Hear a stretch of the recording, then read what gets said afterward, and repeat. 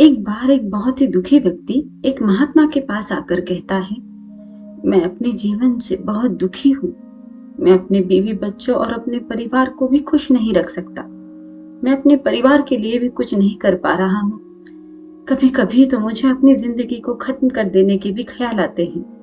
आप इतनी साधनाएं करते हैं, इतनी तपस्याएं करते हैं। क्या आप मुझे कोई ऐसा मार्ग बता सकते हैं जिससे मैं अपने बुरे वक्त से बाहर आ सकूं? मेरा बहुत बुरा समय चल रहा है। 2 वक्त की रोटी का इंतजाम करना भी मेरे लिए बहुत मुश्किल हो गया है। अब आप ही बताइए कि ऐसे वक्त में मैं जिंदा रहूं तो कैसे रहूं? कैसे अपने परिवार को खुश रखूं? कृपा करके कोई साधारण सा तरीका बताने की अनुकंपा करें ताकि मैं आसानी से समझ सकूं, क्योंकि मैं बहुत पढ़ा लिखा नहीं हूं। अगर आप बड़ी बड़ी ज्ञान की बातें करेंगे तो शायद मैं कभी समझ ही नहीं पाऊंगा। ये सुनकर महात्मा ने मुस्कुराते हुए कहा कि तुम एक काम कर सकते हो मेरा। उसने सामने की तरफ इशारा करते हुए कहा कि उस ऊंची पहाड़ी पर एक मंदिर है और उस मंदिर के पास चींटियों का एक घर है जहां पर हजारों चींटियां रहती हैं। तुम्हें सुनने पर बड़ा अजीब लगेगा, लेकिन वो चींटियां उस मंदिर की जमीन को खराब कर देती है, उस मिट्टी की उपजाऊ शक्ति को खत्म कर देती है, जिसके कारण वहां पर कोई भी पेड़ या कोई भी घास पनप नहीं पाती है। तुम मेरा एक काम करो, उसके बाद मैं तुम्हें तुम्हारे सवालों के जवाब दूंगा। तुम 7 दिन तक रोज उस पहाड़ी पर जाओ और उन चींटियों के घर को तहस नहस कर दो, उसे तोड़ दो। जब भी तुम्हें कोई चींटियों का घर दिखे मंदिर के आसपास, तो उसे वहीं पे तहस नहस कर देना। लेकिन ये याद रहे कि घर को तोड़ने में कोई भी चींटी मरनी नहीं चाहिए। इस बात को समझने का प्रयास करते हुए वो युवक वहां से चला गया। शायद उसे कुछ समझ में नहीं आया था कि महात्मा जी ऐसा क्यों करवा रहे हैं। वो तो उन चींटियों पर अन्याय कर रहे हैं, उनका घर तुड़वा रहे हैं, उन्हें नुकसान पहुंचा रहे हैं। आखिर कौन महात्मा ऐसा करेगा? लेकिन फिर भी उस महात्मा की बात मानते हुए वो अगले दिन से ही पहाड़ी पर जाना शुरू कर देता है।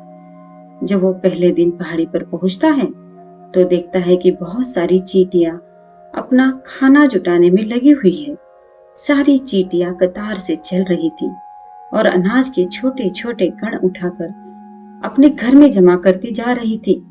ये देखकर पहले तो उस युवक का मन कमजोर पड़ गया। उसने सोचा, ये इतनी मेहनत करके अपना घर भर रही है और मैं इनके घर को तबाह कर दूंगा तो इनको कितना बुरा लगेगा। लेकिन फिर उसने उस महात्मा की बात याद करते हुए उस घर को तोड़ना शुरू कर दिया। जल्द ही चींटियों में हाहाकार मच गया। वो इधर उधर दौड़ने लगी।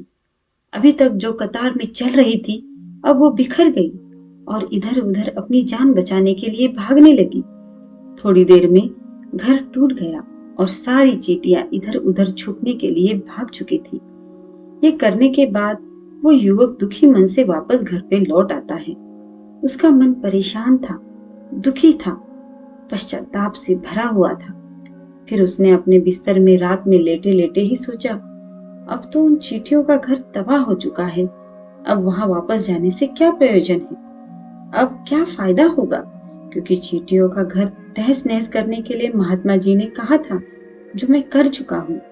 लेकिन कुछ सोचकर उसने अगले दिन जाने का फिर निश्चय किया और अगले दिन सुबह सुबह उठकर वो वापस उसी पहाड़ी पर पहुंच जाता है। पहाड़ी पर पहुंचकर वो उसी जगह पर पहुंचता है जहां पिछली सुबह उसने उस घर को तहस नहस कर दिया था। लेकिन वो ये देखकर चौंक जाता है कि उन चींटियों ने फिर से अपना घर उसी जगह पर बना लिया था और अब वो फिर से अपने घर के लिए सामान इकट्ठा करने में जुटी हुई थी। उस आदमी को देखकर लगा कि ये चींटियां कितनी मूर्ख है। इनको पता है कि कल ही इनका घर इसी जगह पर तबाह किया गया है और उसी जगह पर उन्होंने अपना नया घर भी बना लिया। और ये सोचकर वो आदमी हंसने को हुआ। लेकिन फिर से महात्मा की बात याद करते हुए उसने उन चींटियों का घर फिर से तबाह करना शुरू कर दिया। फिर से उन चींटियों में हलचल मच गई और थोड़ी देर में वो चींटियां इधर उधर अपनी जान बचाने के लिए भागने लगी। कुछ ही देर में उनका घर फिर से नष्ट हो गया और वो युवक थोड़ा संतोष के भाव से ही कि इस बार तो मैंने अच्छी तरह से उस घर को तबाह कर दिया है। अब तो वो चींटियां यहाँ पर अपना घर बना ही नहीं पाएगी। इसीलिए जाने से पहले उसने उस घर पर ठंडा पानी भी डाल दिया ताकि चींटियां वहां पर अपना घर न बना सके। और इस तरह अपना कर्म पूरा करके वो युवक फिर से अपने घर लौट आया। आज रात में सोते वक्त फिर से वो इंसान यही सोच रहा था कि क्या महात्मा ये सही काम करवा रहे हैं? क्या किसी का घर तबाह करना किसी सिद्ध पुरुष को शोभा देता है? क्या हो अगर वो महात्मा सिद्ध पुरुष हो ही ना? क्या होगा अगर वो मुझे बेवकूफ बना रहे हो? लेकिन फिर उसने निश्चय किया कि मैं अपने काम को पहले पूरा कर लेता हूँ। उसके बाद ही पता चलेगा कि महात्मा मुझसे ये ऐसा काम क्यों करवा रहे थे। और यही सोचकर वो रात में सो जाता है। अगले दिन सुबह उठकर वो फिर से उसी पहाड़ी की ओर निकल जाता है। पहाड़ी पर पहुंचकर वो उसी जगह पर पहुंचता है जहां पर उसने उनके घर को तबाह कर दिया था। और वो ये देखकर खुश हो जाता है कि वहां पर कोई भी घर नहीं था। सारी चींटियां वहां से भाग चुकी थी। अब उसने सोचा कि अब मेरा रोज रोज आने का क्या प्रयोजन होगा, क्योंकि चींटियां तो अपना घर बदल चुकी है और महात्मा जी ने मुझे 7 दिन आने के लिए कहा था। लेकिन आज तो तीसरा ही दिन है, अब बाकी 4 दिन वापस आने का क्या प्रयोजन। और यही सोचकर उसने निश्चय किया कि यहाँ से वो सीधा उसी महात्मा के पास जाएगा और उनको ये सारी खबर बता देगा। जब वो वापस मुड़कर उस पहाड़ी से उस महात्मा की कुटिया की तरफ जाने लगा तो उसने देखा कि अचानक उसकी नजर एक और घरौंदे पर पड़ी जो कि चींटियों का ही बनाया हुआ था। मतलब कि वो घरौंदा चींटियों ने ही बनाया था और अब वो चींटियां नए घर में वास कर चुकी थी। ये नया घर उनके पुराने घर से थोड़ी ही दूरी पर था। और जब उस युवक की नजर उस घरौंदे पर पड़ी तो उसने सोचा कि शायद महात्मा को पता था कि ये चींटियां अपना घर यहाँ से बदल कर किसी दूसरी जगह बना लेगी, इसीलिए उन्होंने मुझे 7 दिन आने के लिए कहा था। और ये विचार करके वो उनका नया घर भी तोड़ने के लिए पहुंच जाता है। जब वो वहां पहुंचता तो चींटियां उसी तरह अपने कार्य में लगी हुई थी। वो अपने लिए खाना इकट्ठा कर रही थी और अपने घर में जमा करती जा रही थी। जो पुराना घर टूटा था वहां भी अनाज के कुछ कण बचे हुए थे और चींटियां वहां से भी अनाज इकट्ठा कर करके वापस अपने नए घर में ला रही थी। अब यहाँ पर फिर से युवक का मन थोड़ा कमजोर पड़ गया, क्योंकि वो खुद भी कमजोर था, खुद भी वक्त का मारा हुआ था। इसलिए उसके मन में उन चींटियों के प्रति दया का भाव उमड़ रहा था। उनके ऊपर उसे दया आ रही थी। वो चाहता था कि उनकी मदद करे, लेकिन वो उल्टा उनको नुकसान पहुंचा रहा था। लेकिन उस महात्मा की बात को याद करते हुए उसने फिर से उस घर को तोड़ने का निश्चय किया और उसने इस बार बड़ी ही सावधानी के साथ बिना किसी चींटी को कोई नुकसान पहुंचाए वो घर तबाह करना शुरू कर दिया। वक्त थोड़ा ज्यादा लगा क्योंकि किसी भी चींटी को नुकसान न पहुंचाने की शर्त महात्मा ने पहले ही रखी थी, इसीलिए उसको बड़ी सावधानी के साथ उन घरों को तबाह करना था। लेकिन आखिरकार उसने उस घर को भी तबाह कर दिया और उस घर को तबाह करने के बाद वो बड़े ही दुखी मन से घर लौटा। इस बार वो पहले से भी ज्यादा दुखी था क्योंकि उसने उनका नया घर भी तोड़ दिया था। वो उन चींटियों को बसने ही नहीं दे रहा था और वो अपने आप को शैतान या क्रूर इंसान समझने लगा था।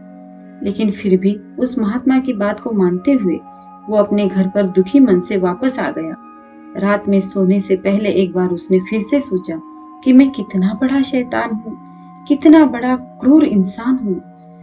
पुराना घर तो छोड़ो, मैं तो उन चींटियों को कहीं भी बसने के लिए कोई जगह नहीं दे रहा हूँ। वो चींटियां मेरे बारे में क्या सोचती होगी, वो कितना धुतकारती होगी उस परमात्मा को जो मेरे द्वारा ये काम करवा रहा है। लेकिन फिर भी उसने अगले दिन जाने का निश्चय किया और अगले दिन सुबह सुबह वो फिर से वहां पे पहुंच गया। वो ये देखकर फिर से आश्चर्यचकित रह जाता है कि इस बार चींटियों ने एक और नई जगह पर अपना घर बना लिया था। वो पहले से भी ज्यादा ऊर्जा के साथ काम कर रही थी और उन्होंने एक रात में पहले से भी बड़ा घर बना लिया था और अब वो फिर से अपना अनाज और खाना इकट्ठा करने में जुटी हुई थी। ये देखकर उस आदमी को लगा कि ये चींटियां किस मिट्टी की बनी हुई हैं।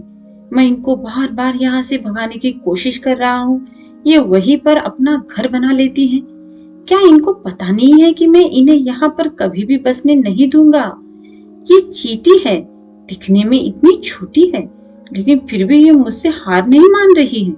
बड़ी ताज्जुब की बात है। और इस बार उसने गुस्से में उस घर को तहस नहस करना शुरू कर दिया।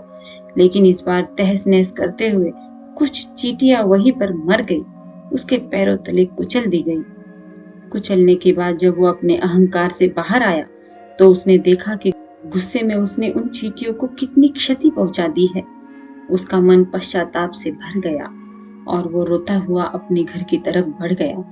रात में सोते वक्त उसने सोचा कि मैं उन चींटियों पर बहुत ज्यादा अत्याचार कर रहा हूँ, अब इससे ज्यादा अत्याचार मैं नहीं कर पाऊंगा।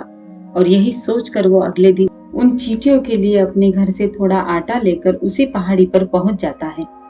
आज उसके मन में उन चींटियों के प्रति श्रद्धा का भाव था, दया का भाव था। आज वो उनकी मदद करना चाहता था। आज जब वो वहां पर पहुंचा तो वो चींटियां फिर से अपने नए घर को बनाने में जुटी हुई थी। उसने बड़ी ही करुणा के साथ उन चींटियों को अपना लाया हुआ वो आटा खिलाया और अगले 3 दिनों तक वो ऐसा ही करता रहा। वो रोज सुबह जाता और उन चींटियों को अपने हाथों से आटा खिलाता। 7 दिन के बाद वो युवक उस महात्मा के पास पहुंचकर हाथ जोड़कर बोलता है कि हे महात्मा जी, मुझे माफ कर देना। मैंने उन चींटियों का घर तबाह करने के लिए बहुत कोशिश की। मैंने उनका घर तबाह किया भी, एक बार नहीं 4-4 बार मैंने उनका घर तोड़ा। उसके बाद मैं हिम्मत नहीं कर पाया, उनके घर को नहीं तोड़ पाया। मैं समझ सकता हूँ कि मैंने आपका काम पूरा नहीं किया और इसके बदले आप मुझे वो तरीके भी नहीं बताएंगे जो मुझे मेरे बुरे समय से बाहर निकाल सकते हैं। लेकिन मुझे इसका कोई खेद नहीं है। मुझे लगता है मैंने जो किया है वो सही किया, इसीलिए मैं आपसे आज्ञा लेकर वापस जा रहा हूँ। कृपया मुझे वापस अपने घर जाने की आज्ञा दीजिए। ये सुनकर उस महात्मा ने मुस्कुराते हुए कहा, अरे भंते, कहाँ चल दिए? रुको तो सही, जलपान तो कर लो, थोड़ी देर ठहर जाओ, उसके बाद चले जाना। और ये कहकर वो महात्मा उस युवक के लिए पानी लेकर आते हैं। पानी पिलाने के बाद महात्मा उस युवक से पूछते हैं कि तुम मुझे ये बताओ कि आखिर तुम उन चींटियों का घर तबाह क्यों नहीं कर सकी? वो चींटियां तो छोटी छोटी है और तुम इतने विशाल काय हो, फिर भी तुम उन छोटी छोटी चींटियों का घर तबाह नहीं कर पाए। कहाँ है तुम्हारी शक्ति, तुम्हारा बाहुबल? इसका जवाब देते हुए उस युवक ने कहा कि हे महात्मन, मैंने उन चींटियों का घर तबाह कर दिया था, बार बार किया था। एक बार तो अपने गुस्से में उन चींटियों को भी मैंने हानि पहुंचा दी थी। लेकिन जिस दिन मैंने उनको हानि पहुंचाई उसी दिन मुझे लगा कि मैं इनको क्यों हानि पहुंचा रहा हूँ, क्यों इनको इतनी तकलीफ दे रहा हूँ। और उसी दिन से मैंने उनको क्षति पहुंचाने के बजाय, नुकसान पहुंचाने के बजाय उनकी सहायता करनी शुरू कर दी। ये सुनकर महात्मा ने कहा, यही तो सीखने की बात है। एक छोटी सी चींटी हमें जीवन का संदेश दे जाती है। मैंने तुम्हें उन चींटियों का घर तबाह करने के लिए नहीं भेजा था। मैंने तुम्हें भेजा था ताकि तुम उन चींटियों से कुछ सीख ले सको। तुम्हें क्या सीख मिली उन चींटियों से, क्या मुझे बता सकते हो? ये सुनकर उस युवक ने पूरी कहानी बयां कर दी। पूरी कहानी सुनने के बाद महात्मा ने मुस्कुराते हुए कहा कि भंते, पहली सीख जो इन चींटियों से लेने की थी वो ये थी कि तुमने कितनी ही बार उनके घर को तोड़ने की कोशिश की, कितनी ही बार प्रयास किया कि उनका घर तबाह हो जाए, लेकिन वो हर बार अपना नया घर बना लेती थी। उन्होंने कभी भी हार नहीं मानी। अगर वो हार मान लेती तो वो चींटियां तुम्हें वहां पर नहीं मिलती। जीवन कार्यशीलता का नाम है, कर्मशीलता का नाम है। लेकिन हम मनुष्य 1-2 बार हार मिलने पर ही टूट जाते हैं, हताश हो जाते हैं और फिर जीवन में प्रयास ही नहीं करते।